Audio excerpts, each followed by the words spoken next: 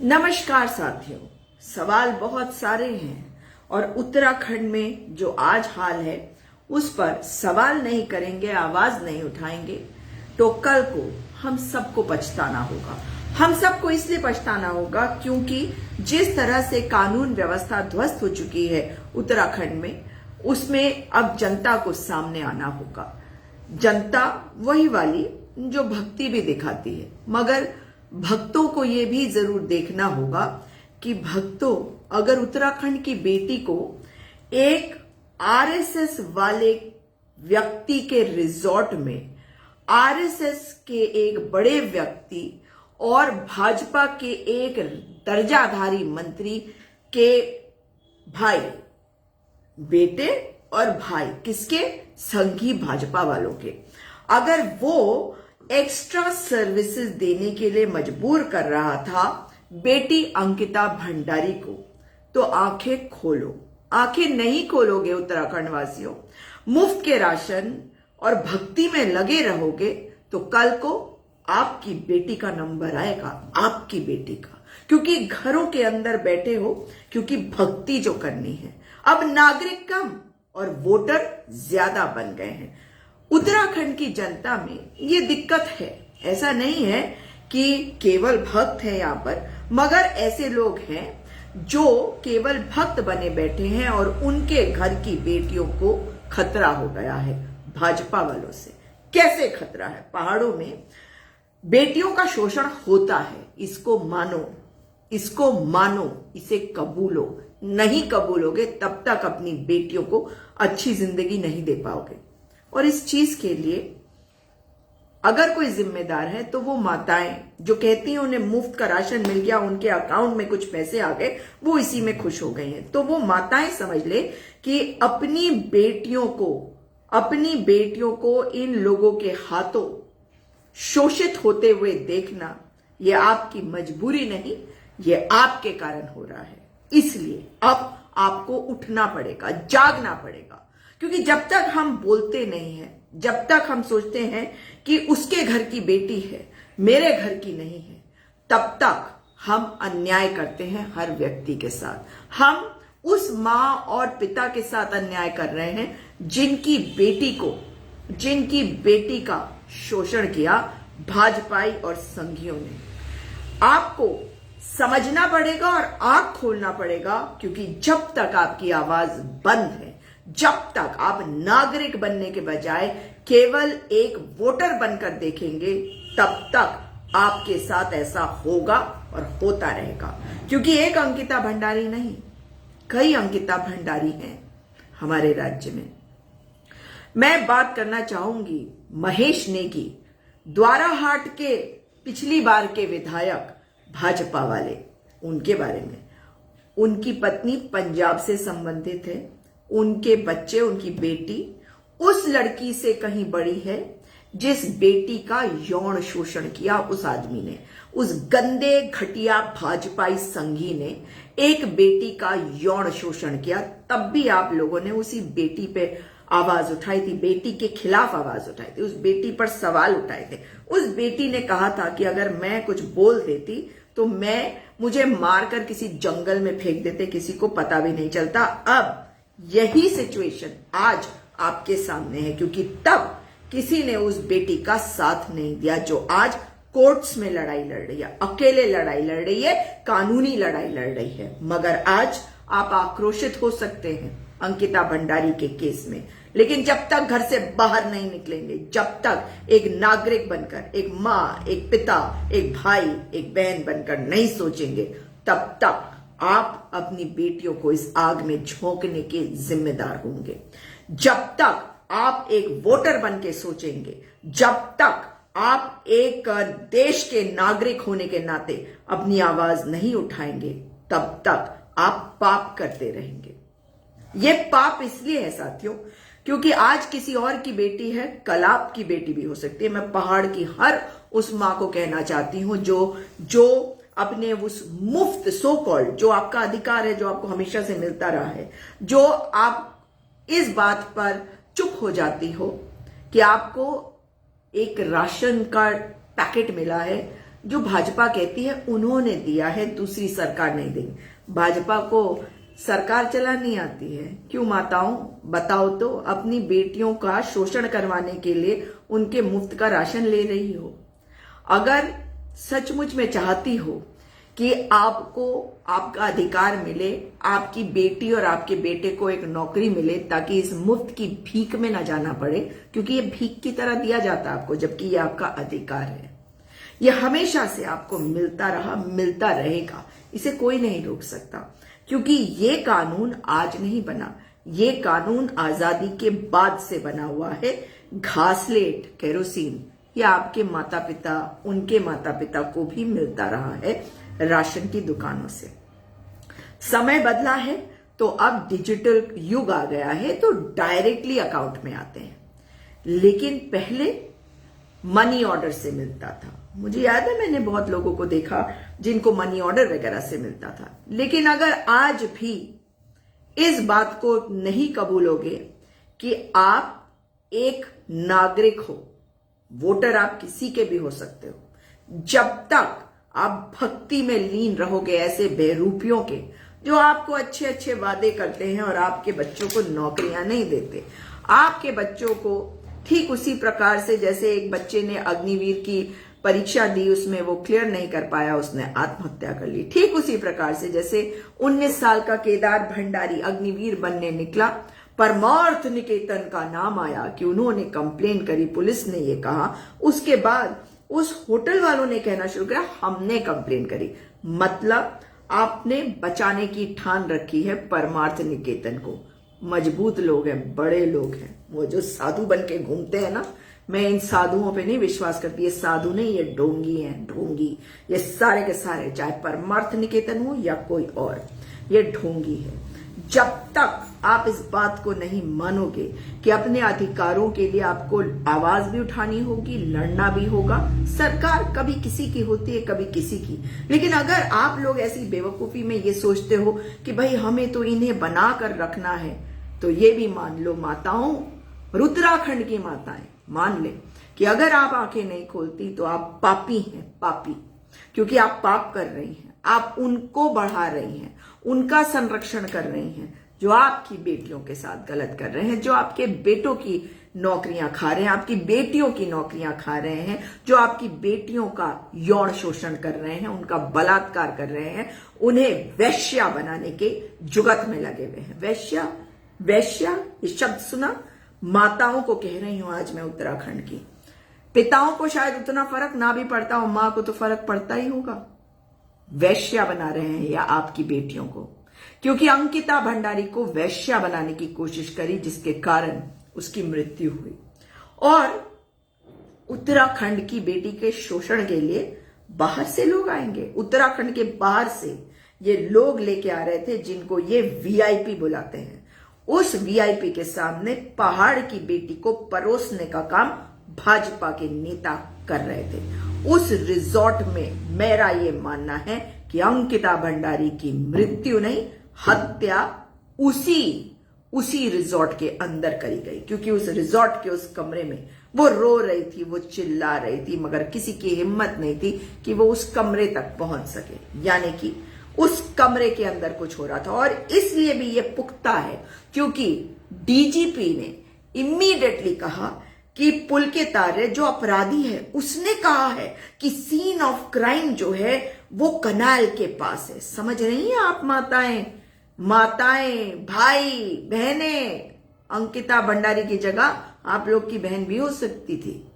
और याद रखो, अगर ये कहा जा रहा है कि नहीं सीन ऑफ क्राइम कनाल के पास था, नहर के पास था, तो सोचो, दिमाग लगाओ। जब ये प्रूफ बाहर निकल के आ चुका है, सार्वजनिक हो गया, वहां पे काम करने वालों ने कह दिया है कि अंकिता रो रही थी वहां पर, अंकिता को देखा वहां पे काम करने वाले लोगों ने, और वो रो रही थी, उसका खाना अंकित लेकर गया था अंदर जो वहां काम करता था, और कुछ ना कुछ उसके साथ ऐसा हो रहा था वहां जो इन्होंने देखा। और उसके बाद आती है भाजपा की विधायक रेणु बिष्ट, जिसके खिलाफ आज तक कोई कार्रवाई नहीं हुई है, जिसकी आज तक गिरफ्तारी नहीं कर पाई पीर रेणुका देवी वाली एसआईटी। पी रेणुका देवी अगर एसआईटी को हेड कर रही है तो मेरे कुछ सवाल उनसे भी हैं। क्या एविडेंस को नष्ट करने वाले को आपने अरेस्ट नहीं करना रेणुका देवी जी? आप एसआईटी को हेड कर रही हैं, आपको तमाम लोग बताते, मैं सब टीवी ये वीडियोस में देखती हूँ, टीवी पे भी देखती हूँ, लोग कहते हैं रेणुका देवी जी बड़ी ही ऑनेस्ट ऑफिसर है। मेरे लिए कोई ऑफिसर ऑनेस्ट या डिसऑनेस्ट नहीं है, वो केवल ऑफिसर है। ऑफिसर अपना काम करेगा तो वो ऑनेस्ट होगा। ऑफिसर का काम होता है कि ऑनेस्ट हो। ऑनेस्टी यानी कि सच्चा होना ऑफिसर का धर्म होता है, कर्तव्य होता है। तो ये कौन सा ड्रामा है भाई कि ये ऑनेस्ट है? तो ऑनेस्ट कौन नहीं है बता दे। वो लोग, वो नेतागण, वो पत्रकार जो आके बार बार कहते हैं वो सचमुच में बहुत अच्छी ऑनेस्ट ऑफिसर है, ये मत बताइए। ऑफिसर का काम होता है ऑनेस्ट होने वाला। अजीबो गरीब तरह की बातें बोलते हैं, और मैं हर पार्टी में बोल रही हूँ, अपनी पार्टी में भी बोल रही हूँ। अगर वो कहते हैं नहीं पी रेणुका देवी जी तो बड़ी ऑनेस्ट है, भाई किस बात की ऑनेस्टी? ऑफिसर हैं तो उनका ऑनेस्ट होना उनका धर्म है, उनका कर्तव्य है। या जितने, इसका मतलब समझते हैं आप जब ये बात कहते हैं, इसका मतलब है आप खुद मान रहे हैं इस बात को कि पी रेणुका देवी तो ऑनेस्ट है, मगर उसके आसपास के जितने पुलिस अधिकारी हैं वो जरूरी नहीं कि ऑनेस्ट हैं। इसका मतलब है भरोसा तो आपको भी नहीं है, मगर मेरे को भरोसा चाहिए। पी रेणुका देवी जी आपसे चाहिए। आपने अब तक रेणु बिष्ट उस विधायक को गिरफ्तार क्यों नहीं करा है जिसने रिजॉर्ट में पर एक जेसीबी ले जाकर चढ़ा दी, जिसने सारे साक्ष्य मिटा दिए? आपने अब तक किसी को गिरफ्तार क्यों नहीं किया है इस चीज के लिए कि वहां की सीसीटीवी फुटेज जो है वो गायब है, उसे काट दिया गया? आपने किसी को अब तक इस बात के लिए अरेस्ट क्यों नहीं किया गया है कि अंकिता के बेड से, गद्दा तो था वहां पर, अंकिता के बेड से चद्दर हटा दी गई? कहां थी वो चद्दर? स्विमिंग पूल में थी?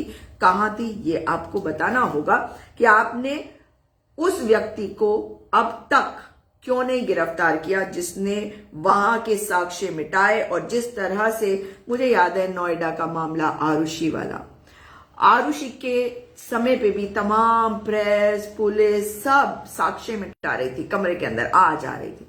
मगर यहां तो समझ में आता है जब भाजपा की विधायक जाती है तो भाजपा की विधायक को अरेस्ट करने की हिम्मत ही नहीं है पी रेणुका देवी जी आपके अंदर।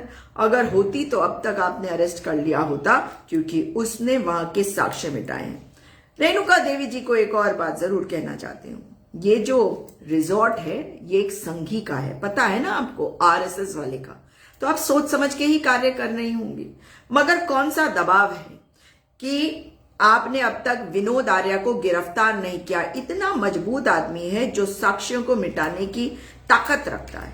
वो निशंक की सरकार, निशंक के ऊपर बहुत सारे भ्रष्टाचार के आरोप लगे थे और आज वो अपने उसी कार्य को बहुत बेहतर तरीके से आगे बढ़ा रहे हैं, उसके नेक्स्ट स्टेप को राजनीति में। मतलब तोड़ फोड़ करो, इसको अपनी पार्टी में जोड़ो, क्योंकि इन्हें हरिद्वार से सांसद का चुनाव लड़ना है। क्या बपौती है हरिद्वार की कॉन्स्टिट्यूएंसी रमेश पोखरियाल निशंक की, जो एक स्कूल टीचर होते थे, एक साइकिल पर जाया करते थे और आज तमाम संपत्ति है। ये सब पॉलिटिक्स से आया? वाह भाई वाह। ये तो निशंक जी आपको बताना पड़ेगा कि आपके ऊपर स्टर्जिया घोटाले के ऊपर में भी नाम आया था, तब आप ही की पार्टी के लोग कहते थे कि अभी तो इन्हें मुख्यमंत्री पद से हटाकर खंडूरी जी को मुख्यमंत्री बनाया गया है, लेकिन इनका राजनीतिक करियर खत्म हो गया। लेकिन इस राजनीतिक करियर का संरक्षण तो होना ही था, क्योंकि आपके ऊपर भ्रष्टाचारी होने के सबसे ज्यादा आरोप लगे थे।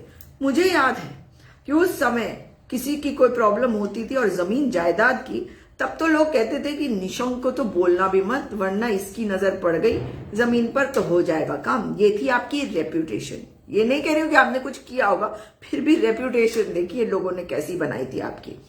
लेकिन जिस व्यक्ति विनोद आर्या को निशंक ने अपनी सरकार के समय पर माटीकला बोर्ड का अध्यक्ष, उपाध्यक्ष बनाया, मेजर जनरल बीसी खंडूरी ने भी उसे माटीकला बोर्ड का उपाध्यक्ष बनाए रखा। वो उसके तार संघ से कितने अंदर तक जुड़े हुए होंगे आप समझ सकते हैं। उसका एक बेटा ओबीसी कमीशन का उपाध्यक्ष बनाया जाता है आचार संहिता लगने के जस्ट पहले। मतलब अभी जब विधानसभा के चुनाव हुए थे 2022 में, उस आचार संहिता को लगने के कुछ ही समय पहले इनके दूसरे बेटे जो बड़ा है अंकित आर्य, उसको उस बोर्ड का उपाध्यक्ष यानी कि दर्जाधारी मंत्री बनाया गया था। तो क्या अंकित आर्य और विनोद आर्य की गिरफ्तारी की मांग नहीं करेगी उत्तराखंड की जनता? और क्या पी रेणुका देवी जी को यह दिखाई नहीं देता? कोई आम आदमी होता तो अब तक तो उसके क्या हाल हुए होते हम जानते हैं, लेकिन बड़े बड़े लोग हैं। पी रेणुका देवी जी को ऑनेस्ट अफसर बताया जा रहा है। मेरे लिए आप सिर्फ अफसर है। ऑनेस्टी और डिसऑनेस्टी आपकी कार्रवाई बताएगी, क्योंकि मेरे लिए हर ऑफिसर ऑनेस्ट ही होता है। हर ऑफिसर केवल ऑफिसर होता है और ऑफिसर का मतलब है ऑनेस्ट होना। हाँ, भ्रष्टाचारी भरे हुए हैं उत्तराखंड में। एक डीजीपी का मैटर ही आ गया है, उस पर भी आएंगे। लेकिन अब ये बताएं आप कि अंकिता भंडारी मैटर में रेणुका देवी जी, आपने अब तक रेणु बिष्ट को गिरफ्तार नहीं किया, विनोद आर्य को गिरफ्तार नहीं किया, अंकित आर्य को गिरफ्तार नहीं किया। एक दहेज का केस होता है, लड़की के साथ कोई बात हो जाए या वो आरोप लगा दे तो तमाम उसके रिश्तेदारों को दूर दूर से ढूंढकर अरेस्टिंग हो जाती है। मगर सही कह रहे हैं आप राणा जी, बिकी हुई है यहाँ की पुलिस, और चाहती नहीं कि कोई कुछ बोले, मगर हम तो बोलेंगे। और ये भी जानना चाहते हैं कि आपने अभी तक इन तीनों को गिरफ्तार क्यों नहीं किया, और ये क्यों नहीं अभी तक हुआ कि भैया जिसने साक्ष्य मिटाए हैं उसको गिरफ्तार कर लिया। जो साक्ष्य मिटाता है उसको तो गिरफ्तार पहले करना पड़ेगा। साक्ष्य मिटाने वाला क्या पुलकित आर्य है? सारे दोष क्या उस पर मरेंगे? अब आ जाते हैं हम एक और बात पर। तीसरी बात यह है कि बहुत मजेदार बात है, इनको कुछ नहीं पता चल रहा, ये तो अपनी दुनिया में मस्त है। ये इलीगल रिजॉर्ट है, इसको ध्वस्त किया। जितने इलीगल रिजॉर्ट होते हो उनको अब आपने ध्वस्त करना शुरू किया, तो आपने बनने क्यों दिया? डीजीपी को क्यों नहीं आप जाकर पूछताछ करती, उन्हें ही अरेस्ट कर लीजिए। डीजीपी को इसलिए क्योंकि हाकम सिंह के साथ वो दिखे थे ना उसके रिजॉर्ट में, और हाकम सिंह तो इतना बड़ा घोटाला कर रहा है, इतना बड़ा जो घोटाला कर रहा है, अगर उसकी तस्वीर किसी के साथ आई है, चलिए मुख्यमंत्री, मंत्रीगण इन सब के साथ आई है, उन पर सवाल उठता है। लेकिन अगर डीजीपी के साथ सबकी फोटो आ जाती है क्या? कोई सेलिब्रिटी है वो या पॉलिटिशियन है? उन तक पहुंचना, और या मैं ऐसा कहूं कि डीजीपी का हाकम सिंह के घर तक पहुंचना सवाल उठाता ही है। और इसलिए डीजीपी ने अंकिता भंडारी केस में कहा था कि लड़की की हत्या रिजॉर्ट के अंदर नहीं हुई, क्योंकि पुलकित आर्य ने कहा है कि उसने लड़की को उस नहर के पास मारकर फेंक दिया। पहले कहा फेंक दिया, वो डूब गई। मगर अब आ जाते हैं एक और बात पर। यह अगली बात है, बहुत सारे पॉइंट्स इसलिए गिनना बंद कर दे रही हूं। अंकिता भंडारी के शरीर को जिसने देखा, उसके शव को जिसने देखा, उन्होंने ये बताया कि अंकिता भंडारी के शरीर पर, मुंह पर घाव के निशान थे, उसका दांत टूटे हुए थे। उन्होंने ये बताया कि बॉडी फूली हुई नहीं थी, पानी में गिरी थी और 4-5 दिन वहां थी बॉडी पानी के अंदर, तो बॉडी को तो फूल जाना चाहिए था। अगर बॉडी फूली नहीं तो क्या इसका मतलब ये साफ नहीं हो जाता कि उसको मारकर उसी वक्त फेंका गया, जब देखा कि पूरी तरह से घिर गए हैं, क्योंकि जनता आक्रोशित हो गई है। पुलिस ने कहा जी अब तो बचा नहीं सकते। मैं आपको जरूर अवश्य एक बात बताना चाहूंगी। जब उत्तर प्रदेश की पुलिस किसी को पकड़ने आई थी उत्तराखंड में, और मुझे याद है कि भाजपा के थे कोई, और समाजवादी पार्टी की सरकार थी उत्तर प्रदेश में, मेरे जानने वाले थे, मैं वहां पर पहुंची थी और मुझे पता है कि पुलिस उन्हें अरेस्ट नहीं करके ले जा पाई थी। भाजपा के तमाम नेता आ गए थे और उन्हें बचा लिया गया था। हाँ, मेरे रिश्तेदार भी हैं, तब भी मैंने देखा था कि किस तरह से पुलिस क्या काम करती है। इसलिए अगर पुलिस ये बताने की कोशिश करेगी कि उन्हें पता नहीं चलता, तो अब मैं आपको बताती हूँ। और फोन ट्रेसिंग पे आऊंगी। फोन ट्रेसिंग कैसे करी जाती है? वीआईपी का नाम पुलिस जानती है। वीआईपी का नाम एसआईटी जानती है। वीआईपी जिसके पास हमारी बेटी अंकिता भंडारी को जबरदस्ती भेजने की कोशिश कर रहे थे नामाकुल लोग, भाजपाई संघी, पुलकित आर्या भाजपाई, विनोद आर्या संघी, बुढ़ा बेशरम, शर्म नहीं आती, लड़कियों का धंधा करता है बेशरम विनोद आर्या, उसकी अरेस्टिंग अभी तक नहीं करी इन्होंने। वो नामाकुल बेशरम एकदम, जो आप उसको मतलब अपशब्द कह सकें, कह दीजिए कम है, क्योंकि उसने अपने बेटे से देह व्यापार का काम करवाया हुआ था।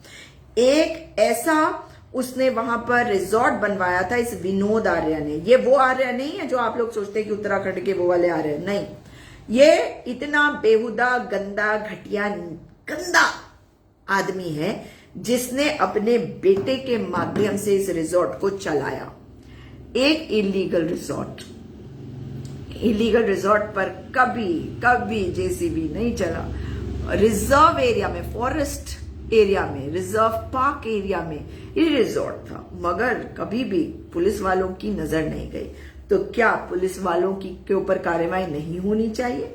क्या इसकी संस्तुति अब तक पी रेणुका देवी जी को नहीं कर देनी चाहिए थी? मुझे ना बताइएगा कि पी रेणुका देवी ऑनेस्ट है। भाई अफसर है, अफसर का मतलब है कि ऑनेस्ट हो। ये क्या फालतू की बकवास करते हैं आप लोग कि उसको वो ऑनेस्ट है, वो नहीं है क्या? किसी को भी आप केस दे देते, आप ये कह देते कि भाई इस पे भरोसा नहीं है, ये बोल देते। मगर कम से कम ऑफिसर है तो ये मत बताइए कि ऑनेस्ट है या नहीं। जो सरकार के दबाव में काम करेगा वो डिसऑनेस्ट है, और पी रेणुका देवी अगर सरकार के दबाव में काम कर रही हैं तो वो डिसऑनेस्ट है। और अगर वो सरकार के दबाव में काम नहीं कर रही हैं तो रेणु बेस्ट, विनोद आर्या, अंकित आर्या अब तक गिरफ्तार क्यों नहीं हुए? अब तक वीआईपी का नाम सामने क्यों नहीं आया? साक्ष्य मिटाने वाले के खिलाफ अब तक कार्रवाई क्यों नहीं हुई? ये बताना होगा एसआईटी को, और एसआईटी को हेड करने वाली पी रेणुका देवी जी को। मुझे इन पर तभी भरोसा होगा जब ये सही तरीके से इन्वेस्टिगेशन करके सामने आकर बताएंगी कि हमने ये कार्य किए, हमने इसकी अरेस्टिंग करी। अरे कुछ तो शर्म करो पुलिस वालों, एसआईटी वालों, कुछ तो शर्म कर लो।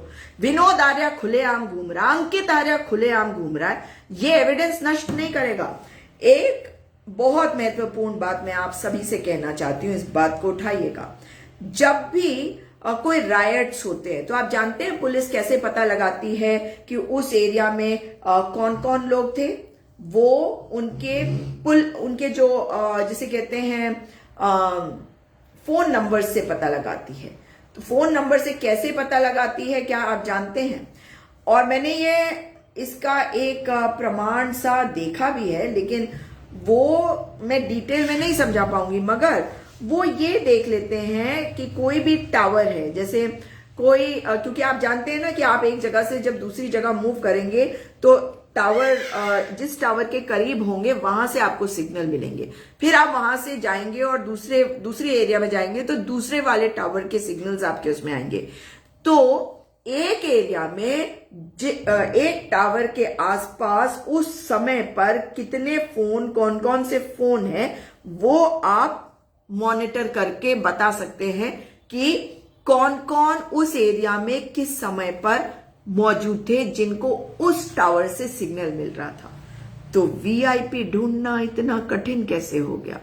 वीआईपी ढूंढना कठिन नहीं है, ये जानते हैं कि वीआईपी कौन है, ये बचा रहे हैं वीआईपी को। इसलिए कह रही हूं, आवाज उठाइए, नागरिक बनिए, वोटर मत बनिए, भक्ति मत दिखाइए, ये मत बताइए मोदी जी, धामी जी, हम भाजपाई, हम तो ये। अरे कुछ तो शर्म कर लो माताओं।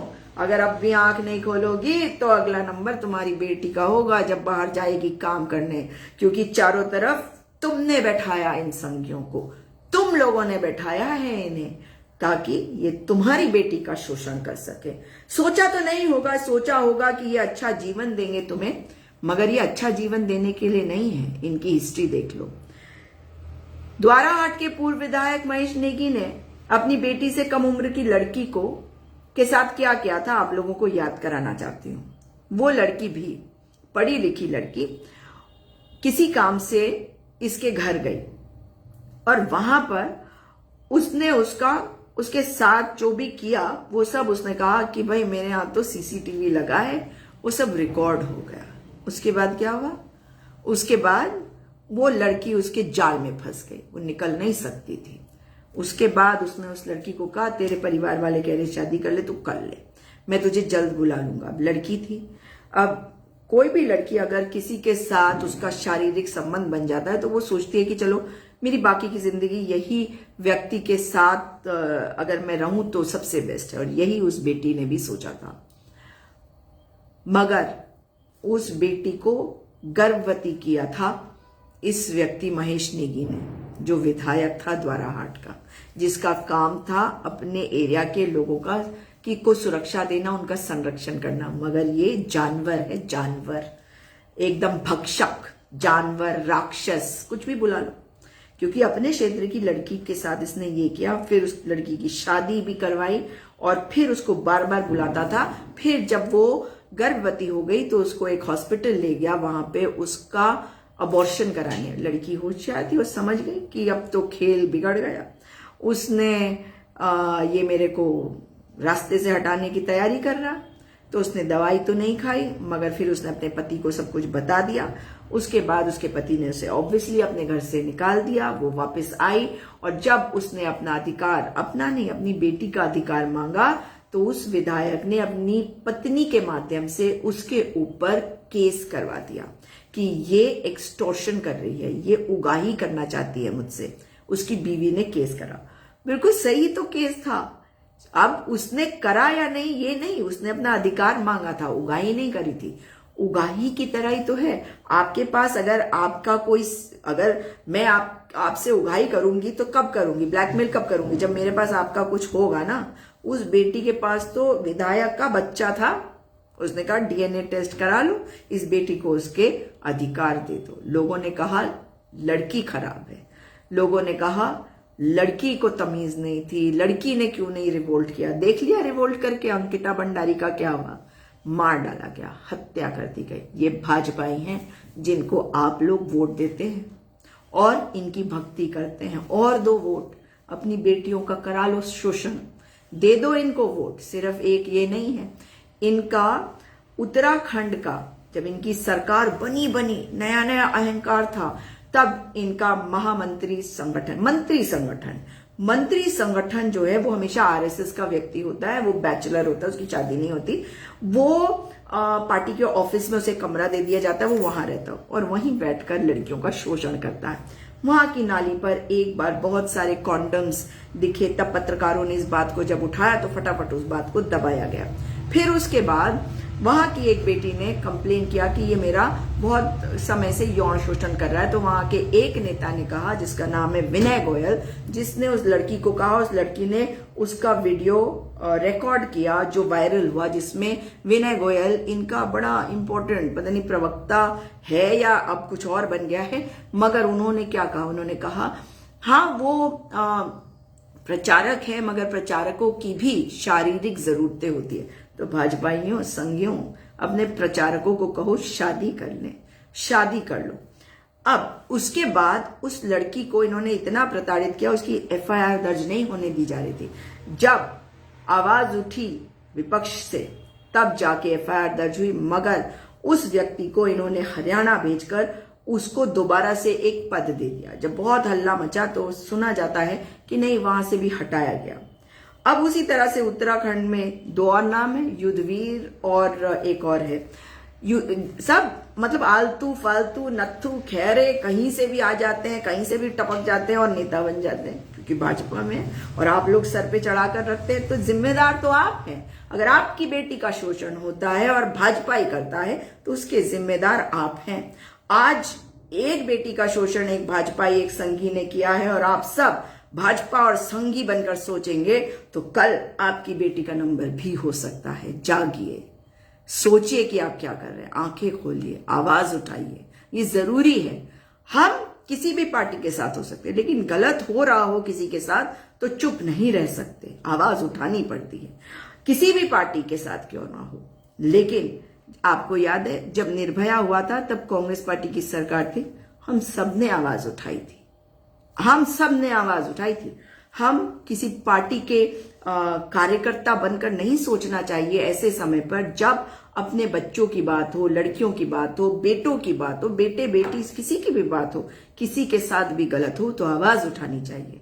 मगर आज की माताओं को अच्छा लगता है कि उनके अकाउंट में 7-8 हजार रुपए मिल रहे हैं, पति उन्हें पैसे नहीं दे रहे हैं, वो 8 हजार रुपए चुनाव के जिस पहले आ जाते हैं, खुश हो जाते हैं।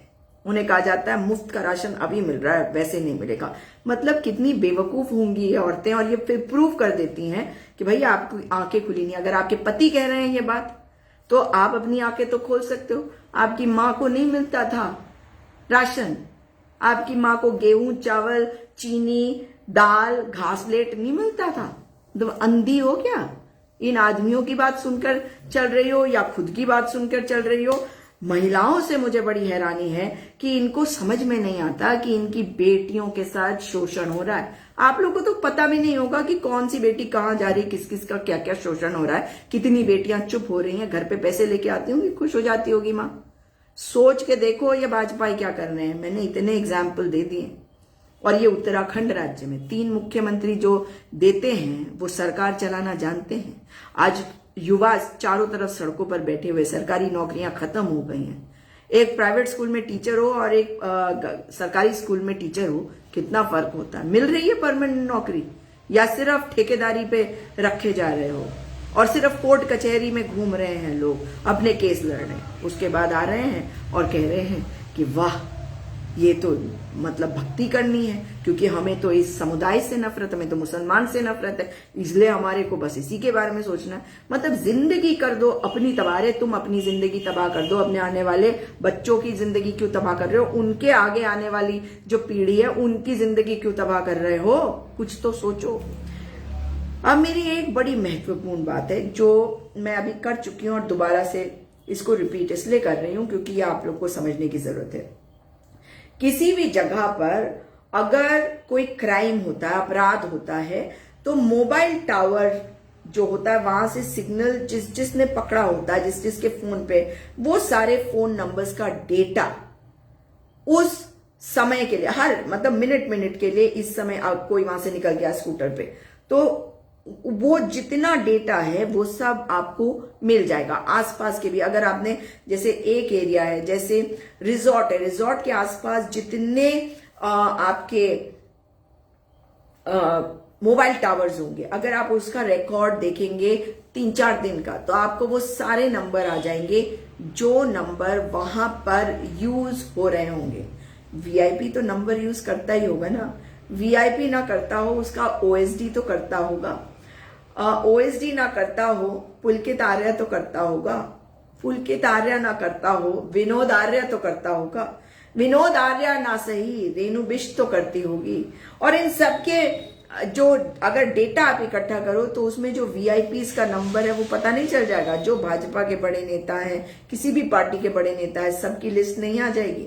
मगर रेणुका देवी जी अगर ये नहीं कर रही हैं, इसका मतलब है कि आप तथ्यों पर काम नहीं कर रही हैं। अगर ये करा है तो अब तक आपकी लिस्ट में कौन कौन से ऐसे वीआईपी सो कॉल्ड हो सकते हैं जिनके नाम इस लिस्ट में आए? कोई भी उस पार्क में सफारी करने के लिए जाएगा, उसका भी नंबर आ सकता है, पर नहीं मिला आपको कोई नंबर अब तक। बड़े दुख की बात है साथियों, और इसीलिए कह रही हूं कि आप समझ लीजिए कि जो ये नाम आ रहे हैं, आप देख रहे हैं सोशल मीडिया पे तमाम तरह के नाम आ रहे हैं, तो मेरा ऐसा मानना है कि इन नामों पर लोग मुहर लगाते जा रहे हैं।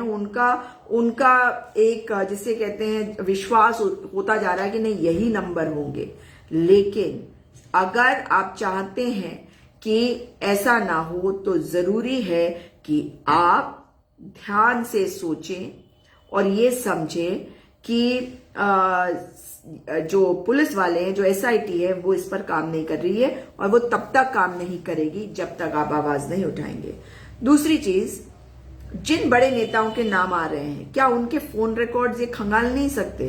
क्या उनका ही लोकेशन नहीं चेक कर सकते? अगर मुझे और आपको दिख रहे हैं वो नाम मध्य प्रदेश वाले भाजपा नेता के, वही जो यूं करके है, जिसकी शक्ल है ना, समझ गए, ऐसी है ना शक्ल उसकी, हाँ ऐसी आंखें बीची हुई, एकदम देखने में ही लगता है वैसा।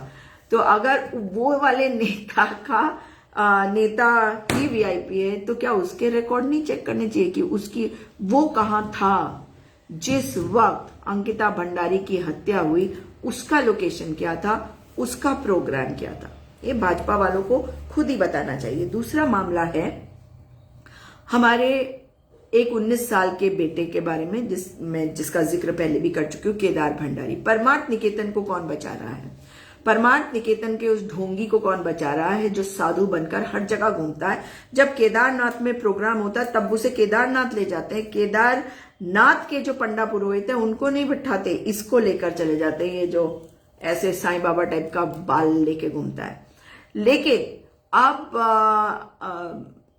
कोर्ट में ये मैटर है, अगले महीने पता चल जाएगा कि कोर्ट में जो जवाब आता है सीबीआई वगैरह का या नहीं आता है, उसमें टालमटोल होती है, फिर कहूंगी कि आवाज उठाइए, क्योंकि इसमें हेबियस कॉर्पस का पिटिशन जो है वो माननीय उच्च न्यायालय ने एक्सेप्ट कर लिया है और रूल निसी हो गया है उसमें ऑर्डर में। तो अब बताना होगा जितने पुलिस वाले हैं, उत्तराखंड सरकार थ्रू होम सेक्रेटरी तो एक आईपीएस को बना रखा है इन्होंने, तो वहां तो आप समझ लो कि कुछ नहीं होने वाला। और उसको मैं अच्छी तरह से देख चुकी हूँ, समझती हूँ कि वो हर मैटर में अपनी ओपिनियन लगाता, काम नहीं करता, वो बस पॉलिटिक्स खेलता है। लेकिन अब ये देखना होगा कि उत्तराखंड सरकार क्या जवाब देती है, तपोवन चौकी क्या देती है, लक्ष्मण झूला थाना क्या जवाब देता है, एसपी क्या देता है, एसएसपी क्या देता है, और सीबीआई को भी पार्टी बनाया गया है, वो लोग क्या जवाब देते हैं। लेकिन एक 19 साल के लड़के को ये कहना कि वो नौकरी मांग रहा था, होटल वालों ने कहा कि नहीं हमने कंप्लेन करी, जबकि कंप्लेन पुलिस कह रही है कि परमार्थ निकेतन वालों ने करी, तब हम उस होटल में गए, है ना कमाल। तो अब जो मामला छुपाया जा रहा है, क्योंकि ये पुलिस ने मार के उस लड़के को फेंका है और उसको डूब जाने दिया, वरना अंकिता भंडारी के शव को इन्होंने ढूंढ लिया जब मतलब इतना बवाल मचा, तो ऐसा कैसे हो सकता है कि केदार भंडारी के शव को ही सही ये ढूंढ नहीं पाए, उसे बचा नहीं पाए? सबसे पहली बात तो मेरा सवाल ये होना चाहिए। लेकिन केदार भंडारी की हत्या पुलिस कस्टडी में हुई है, जिसमें संतोष कुंवर, एसएचओ लक्ष्मण झूला इन्वॉल्व है और उसको हटा दिया गया है। वहां पर मनोहर सिंह रावत है जिसको नहीं हटाया गया है, जिसके खिलाफ संस्तुति पहले भी हो चुकी है कि इसके खिलाफ कार्रवाई करी जाए, जिसने कई केसेस में हमेशा गलत इन्वेस्टिगेशन किया, जिसका मैंने खुद स्टिंग किया था, जिसमें वो कह रहा था हाँ मुझे पता है कि केस झूठा है, मगर यहां तो 376 के भी झूठे केसेस करे जाते हैं, और वो मैं आपको जरूर किसी दिन दिखाऊंगी कि वो है क्या। और मैं देखती हूं कि अगर मैं दिखा सकूं वो क्या कह रहा था इस वाले मैटर में। हाँ, मुझे 2 मिनट का वक्त दीजिए और मैं आपको दिखाती हूं वो वाला वीडियो। वो वीडियो आपको बताएगा कि जो ये व्यक्ति है एसआई मनोहर सिंह रावत, ये अंकिता भंडारी के केस के समय पर संतोष कुंवर, अंकिता भंडारी के केस के समय पर ये सब लक्ष्मण झूला पे थे थाने पर, और अब ये हैं, इसमें से संतोष कुंवर को तो इन्होंने हटा दिया है मगर इस व्यक्ति को नहीं हटाया गया। और इस व्यक्ति की ये वीडियो देखिए।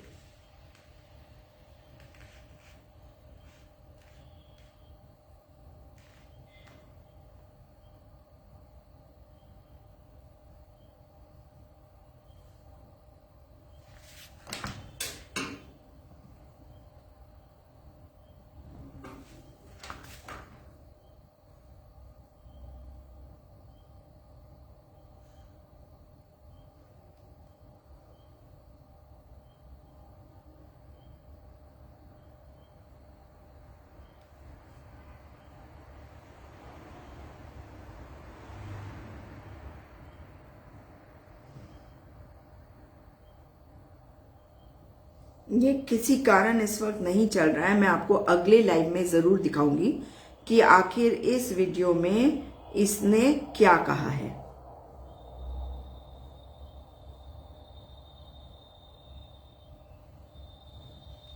एक कोशिश और कर लेती हूं।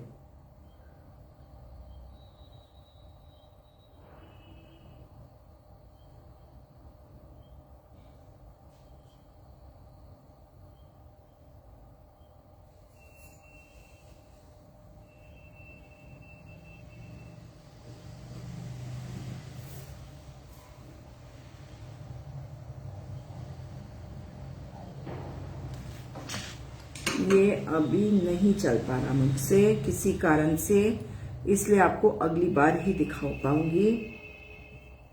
एक कोशिश और कर रही हूं,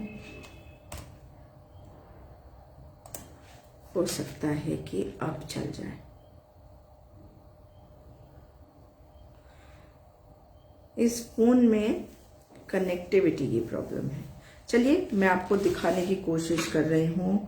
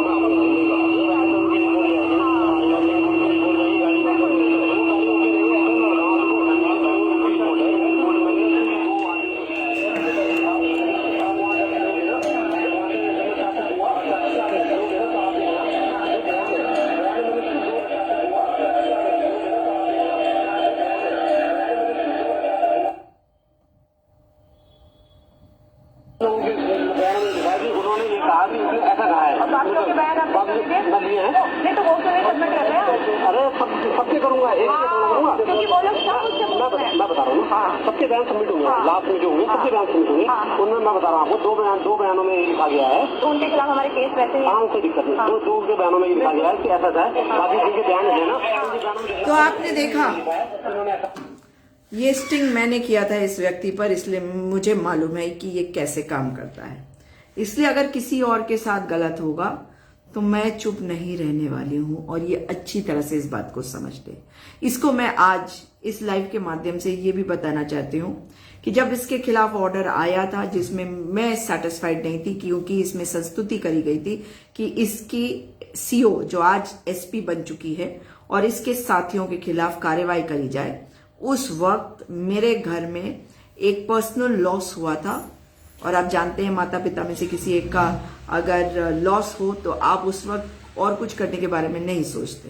लेकिन मैं इनको ये जरूर बताना चाहती हूँ, इस मनोहर सिंह रावत को भी, इसकी उस सीओ को भी जो आज एसपी बन चुकी है, और तमाम उन लोगों को कि सिखाया तो तुम लोगों ने मुझे बहुत कुछ है, लेकिन गलत को मैंने तब भी नहीं सहा, तुम लोगों को तब भी सीख दी थी, तब भी रोते रोते खड़े होते थे पुलिस शिकायत प्राधिकरण में, याद है ना? और मैंने तुम्हें इसलिए नहीं छोड़ा क्योंकि मैं छोड़ना चाहती थी, इसलिए छोड़े गए क्योंकि समय बीत गया था और मैं हाई कोर्ट जा नहीं पाई थी, क्योंकि मेरे घर में एक पर्सनल लॉस हुआ था। ये मैं इसको बताना चाहती हूँ। इसलिए साथियों, जब किसी के साथ भी, मैं अपने साथ कुछ गलत हो तो वो तो मैं बिल्कुल बर्दाश्त वैसे भी नहीं करती हूँ, और दूसरे के साथ गलत हो तो बिल्कुल बर्दाश्त नहीं कर सकती, क्योंकि अगर खुद झेला हुआ है तब तो आप उसको और समझ के उसका विरोध करते हो, लेकिन अगर खुद नहीं झेला हुआ है तब लगता है कि सामने वाला व्यक्ति क्या झेल रहा है। इसलिए कह रही हूं कि उत्तराखंड की जनता अगर आज जागेगी नहीं तो समझ लीजिए कि आने वाले समय में क्या होगा। इसलिए केदार भंडारी, एक 19 साल का बच्चा जिसकी हत्या पुलिस ने करी क्योंकि पुलिस कस्टडी में उसकी मृत्यु हुई, उसके शव को बरामद करके उसके माता पिता को नहीं दिया गया, इसलिए ये केस रणवीर सिंह वाले एनकाउंटर की तरह है जिसमें पुलिस ने उसको मारकर फेंका। इसमें अगर आप लोग आवाज नहीं उठाएंगे तो ये एक शायद एक ये जो कोइंसिडेंस था कि अंकिता भी भंडारी और केदार भी भंडारी, और केदार भंडारी के नाम पे केदार भी और भंडारी भी, जरा सोच के देखिए। मतलब जो आते हैं उत्तराखंड में भंडारी बाबा के पास जाते हैं, केदार बाबा के पास जाते हैं, उन्हीं के लोगों के द्वारा ये सब कृत्य किया जाता है क्योंकि उनका संरक्षण प्राप्त है इन लोगों को। आप कहेंगे उनका संरक्षण कैसे? अगर उनका संरक्षण नहीं है तो वीआईपी का नाम बता दे, उनको सजा दे दे, कह दे कि भैया ये हमारे संघ का है, भाजपा का है, कांग्रेस का है, आम आदमी पार्टी का है, किसी और पार्टी का है, ये मध्य प्रदेश का है या तेलंगाना का है, राजस्थान का, यूपी का है, लेकिन सजा तो हम देंगे। क्या ये सजा दे सकते साथियों? नहीं दे सकते। तो याद रखिएगा, अगर ये चाहेंगे तो कॉल रिकॉर्ड्स तो दे के ही सकते हैं, परंतु उस एरिया में जहां वो रिजॉर्ट है वहां पर उन दिनों में आगे पीछे करके देख ले कौन कौन आया जो वीआईपी है जो उस रिजॉर्ट में गया। और एक और बात, वो छोटी सी जगह है तो वहां पे जाने वाले जो लोग होंगे, बाहर वाले तो बहुत कम होंगे, वहां पे ट्रैफिक भी कम होगा लोगों का, तो नंबर निकालना मुश्किल नहीं है। मगर भारतीय जनता पार्टी की सरकार है, पुष्कर धामी फेल्ड विधायक, दोबारा जबरदस्ती पास कराया विधायक, अपने लिए लॉबिंग करवाने के लिए कोशियारी वगैरह वगैरह, सब समझते हैं हम। ये भाजपाइयों के डीएनए में है, ये वीडियो बनाना, ये यौन शोषण करना और इनका संरक्षण करना, क्योंकि ये कहते होंगे कि भाई हम कहने के लिए तो बहुत कुछ कहते हैं कि हम नहीं चाहते कि बच्चों का शोषण ना हो, ये कहते हैं कि बच्चों का शोषण नहीं होना चाहिए, लेकिन ये बलात्कारियों से कितनी मोहब्बत करते हैं। बलात्कारियों से इनकी मोहब्बत का नमूना गुजरात के चुनाव में बिल्किस बानो के बलात्कारियों को छोड़ना, वो किसी भी धर्म समुदाय से क्यों ना हो, लेकिन एक बलात्कारी को छोड़ देना, और यहाँ तो कई बलात्कारी। और बता दो आपको, उन बलात्कारियों में से एक बलात्कारी ऐसा है जो पैरोल पे जब छोड़ा गया तब भी जाके उसने एक महिला का बलात्कार किया, तो उसके ऊपर एक और केस है कि उसको जिस वक्त पैरोल पे छोड़ा गया था पहले, तो वो एक बलात्कार करके गया। एक ऐसा व्यक्ति जिसको जब पैरोल पे छोड़ा गया था जून के महीने में 2022 में ही, इसी साल, तब उसने लोगों को धमकियां दी थी और उसके खिलाफ एक एफआईआर रजिस्टर्ड है एक महिला और उसके शायद बेटे के द्वारा कि इसने हमारे को जान से मारने की धमकी दी है। तो आप समझ सकते हैं बलात्कारियों, कुकर्मियों, हत्यारों, इन सबसे बड़ी मोहब्बत रहती है भाजपाइयों और संघियों को। तो ये बात यहां पर खत्म नहीं हो जाती, क्योंकि अब आपके the ball is in your court. अगर आवाज उठाएंगे तो आप न्याय दिलवा पाएंगे अंकिता भंडारी को और केदार भंडारी को। आवाज नहीं उठाएंगे, वोटर की तरह सोचेंगे, नागरिक बनकर नहीं सोचेंगे, माँ बाप भाई बहन बनकर नहीं सोचेंगे, तो खामियाजा आपको भी भुगतना पड़ सकता है। आज किसी और की बेटी है, कल आपकी बेटी हो सकती है, कल आपका बेटा हो सकता है। उधर देखिए यूके SSC का हो कैसे इतना बड़ा घोटाला हुआ है और सब कुछ शांत है, कुछ पता ही नहीं चल रहा कि आजकल वहां पे हो क्या रहा है, चल क्या रहा है, किस बात को छुपाया जा रहा है, समझ में नहीं आ रहा। अचानक से बहुत सारे अरेस्टिंग करी गई, 30-35 अरेस्टिंग और बड़ी बड़ी बातें बताई गई, उसके बाद अरेस्टिंग सारी बंद, सब चुप।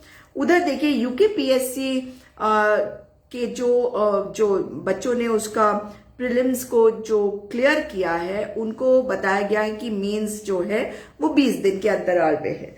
तो ये 20 दिन का अंतराल बहुत कम है समय उनकी तैयारी के लिए, क्योंकि उनको तैयारी करने के लिए ठीक समय दिया जाना चाहिए। तो क्या सरकार जागेगी और ये देखेगी कि बच्चों को कुछ और समय मिले ताकि हमें अच्छे सक्षम अधिकारी अपने राज्य के लिए मिले, या इस एग्जाम को भी आपको लंबा खींचना है और इसमें अच्छे अधिकारी आप नहीं लेना चाहते अपने स्टेट के लिए, ये आपको सोचना पड़ेगा। तो यूकेपीएससी के बच्चों के साथ खड़ी हूं मैं और मैं उनको ये बताना चाहती हूं कि आप बिल्कुल वाजिब बात कर रहे हैं कि आपको एग्जाम में तैयारी करने के लिए 20 दिन काफी नहीं है, क्योंकि उन्होंने अपना फॉर्म जमा किया, अभी शायद परसों ही उन्होंने उनका लास्ट डे था फॉर्म जमा करने का।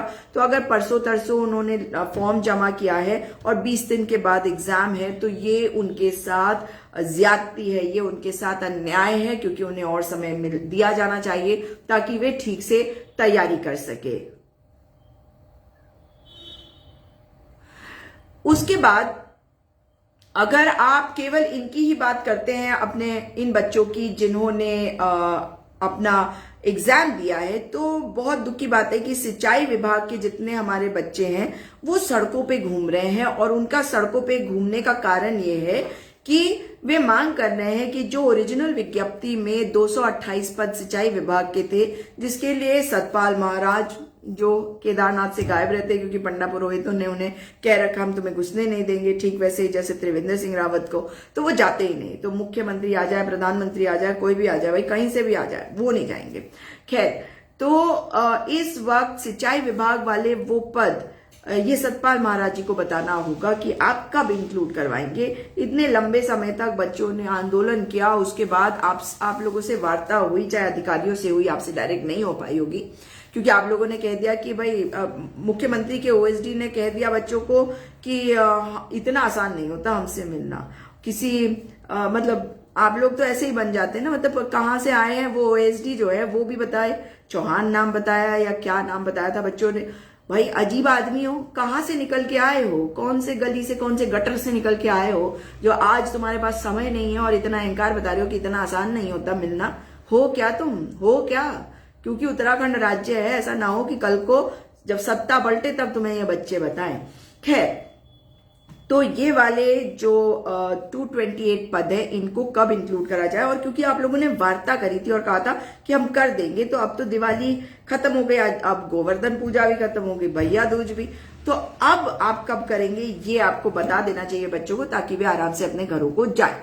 अच्छा, और दूसरी तरफ हिमाचल प्रदेश में चुनाव है, तो हिमाचल प्रदेश चल पड़े हमारे मुख्यमंत्री, और जानते हैं क्यों?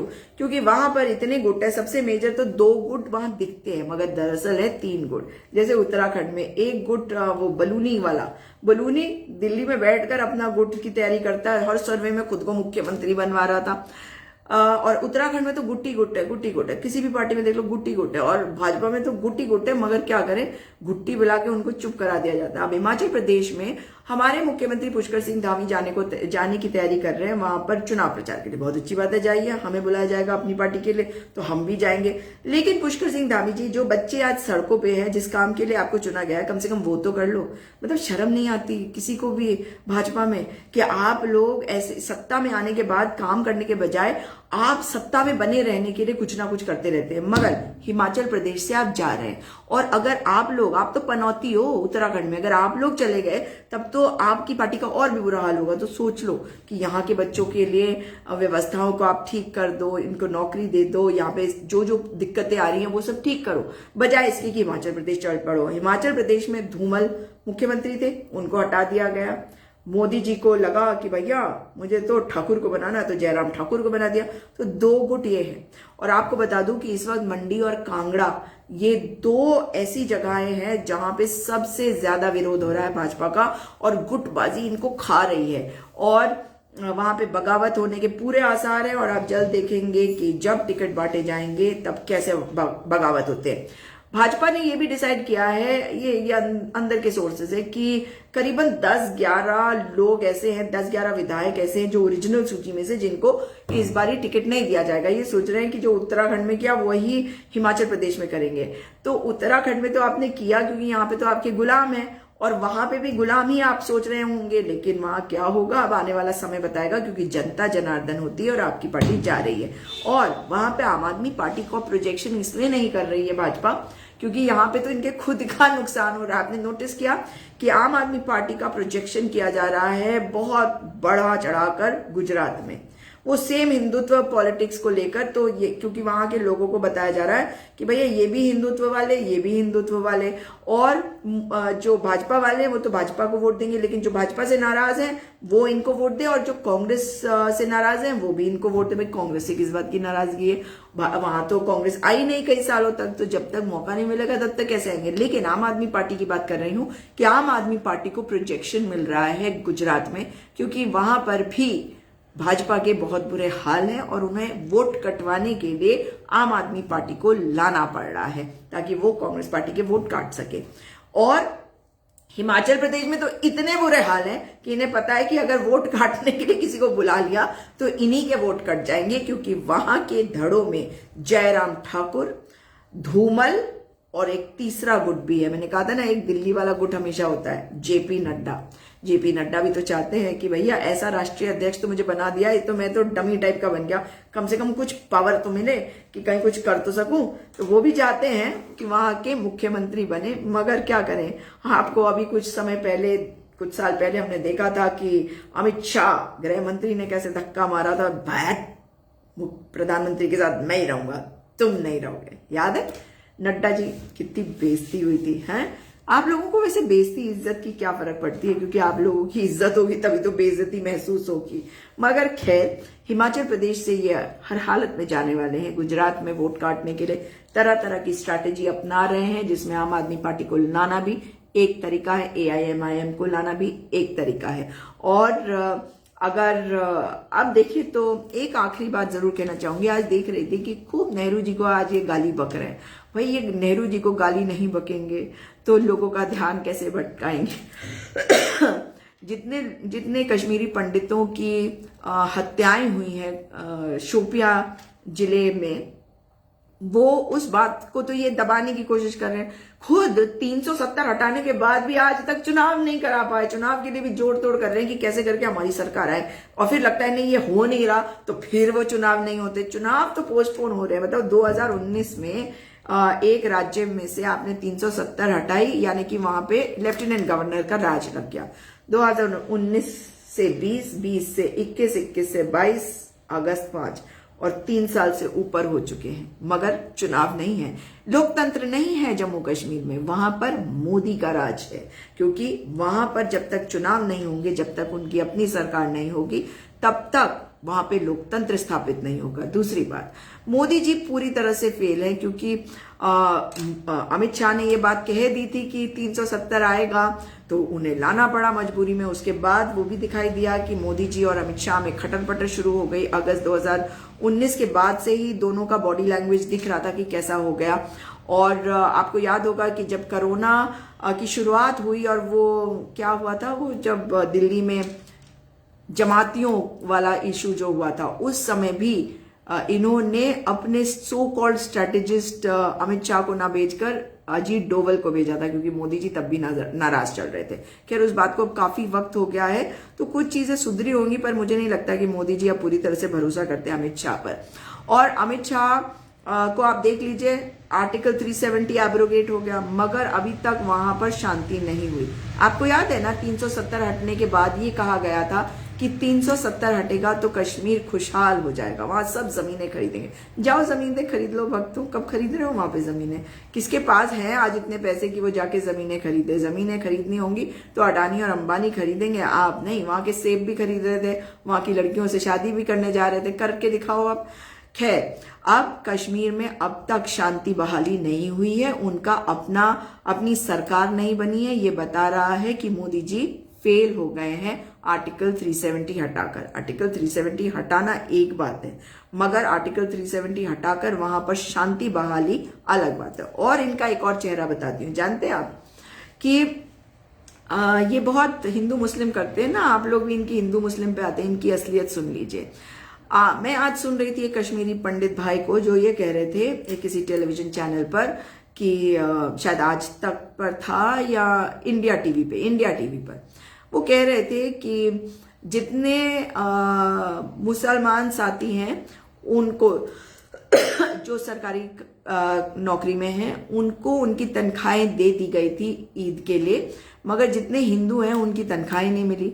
अमित शाह जो है वो कश्मीर गए, मगर वो कश्मीरी पंडितों से नहीं मिल के आए। मोदी जी ने कहा था 2016 में कि जब नोटबंदी होगी तो बॉर्डर से के उधर से इधर घुसपैठ नहीं होगा, आतंकवाद पूरी तरह समाप्त हो जाएगा। पुलवामा हुआ पहले, अब कश्मीरी पंडितों की हत्या हो रही है और भाजपा को कोई फर्क नहीं पड़ता। आंखें खोलिए, कौन करा रहा है ये भी सोचिए। क्या ये केवल उधर से आने वाले कर रहे हैं और ये फेल हो गए क्योंकि ये कंट्रोल नहीं कर पा रहे, या कहीं कुछ और बात है? कौन करवा रहा है ये हत्याएं? आंखें नहीं खोलोगे, भक्ति करते रहोगे तो ऐसे ही मरते भी रहोगे। लेकिन उम्मीद यही है कि लोगों की आंखें खुलेंगी। कब तक सोते रहोगे? वही जैसे वो कौन है वो बाबा राम रहीम जिसको बोलते हैं, राम रहीम नहीं है वो, रेपिस्ट रहीम है। और रेपिस्ट रहीम ने को सजा हुई, 20 साल की सजा हो रखी है। उसे कभी आप पैरोल पे छोड़ते हो जब चुनाव होते हैं। जब चुनाव थे पंजाब में तब उसे छोड़ा गया। अब पंचायत के चुनाव है और एक बाई इलेक्शन है हरियाणा में, तो छोड़ दिया गया। और एक मेयर है भाजपा वाली, उन्होंने उनका आशीर्वाद लिया। भाई किसी ने तो मैंने सुना है ये भी कहा कि अगर इनको आप मतलब मैं तब तक ओथ नहीं लूंगी या लूंगा जब तक ये नहीं आएंगे आशीर्वाद देने। तो ऐसी भक्ति बढ़िया है, बलात्कारियों के लिए करते रहिए। कमाल तो उन लोगों का है जो इनके फॉलोअर हैं। इन्होंने एक गाना रिलीज किया, ये पैरोल पे निकले हुए हैं और सरकार सोई हुई है। कोई कंडीशन नहीं होता कि आप पैरोल पर आते हैं और आपके जो जी में आता है वो करते हैं। ये है कानून इस देश का। पैरोल पर आए हैं तो आपको कोई ढंग से रहना है। आपको क्यों छोड़ा जाता है पैरोल पे? इसलिए छोड़ा जाता है कि भाई जाइए, आप अपने घर गए हैं, आप मुलाकात कर लीजिए जिससे भी मिलना है। फरलो आपका राइट होता है। देखिए मैं आपको बता दूं, एक होता है फरलो, एक होता है पैरोल। जब आपको लंबी सजा मिलती है उसमें आपको फरलो के ज्यादा चांस होते, पैरोल के कम। लेकिन छोटी सजा होती है तो उल्टा होता है। लेकिन मतलब दोनों में बहुत कम फर्क होता है, मगर फर्क होता है। अगर आपको पैरोल पे छोड़ा जा रहा है और आप आके म्यूजिक वीडियो बनाओगे, बड़े बड़े कॉन्फ्रेंस अटेंड करोगे, तो यानी कि आप तो खुली सांसें ले रहे हो, खुले आसमान के नीचे एक आजाद पंछी की तरह। क्या जिसको 20 साल की सजा मिली हुई हो, क्या वो ऐसा कर सकता है? हाँ कर सकता है। अगर भाजपा की सरकार हो, अगर मोदी का राज हो, अगर अमित शाह का राज हो, क्योंकि ये बलात्कारियों के संरक्षक है। मोदी जी बोलते नहीं है, मोदी जी का स्ट्रैटेजी बहुत बढ़िया है। बाकी लोग जो बोल रहे हैं, सब लड़ रहे झगड़ रहे, वो नहीं बोलते। वो कहते हैं जिसको जो जी में आता है बोलने दो, क्या फर्क पड़ता है, मैं अपने काम पे लगाऊं, हिंदू मुस्लिम करते रहो, लोगों को लड़ाते रहो, बस मैं सत्ता पे बैठा रहूं। और वो सिर्फ इसलिए क्योंकि आपकी आंखें बंद है और आपके मुंह पे ताला पड़ा हुआ है। आपके कान में वही सुनाई दे रहा है जो व्हाट्सएप आपको बता रहा है, जिससे आप भक्ति करो। जब तक आंखें नहीं खोलोगे तब तक बेटियों, आपकी बेटियों का शोषण होता रहेगा। तब तक आपके बेटों को नौकरियां नहीं मिलेंगी।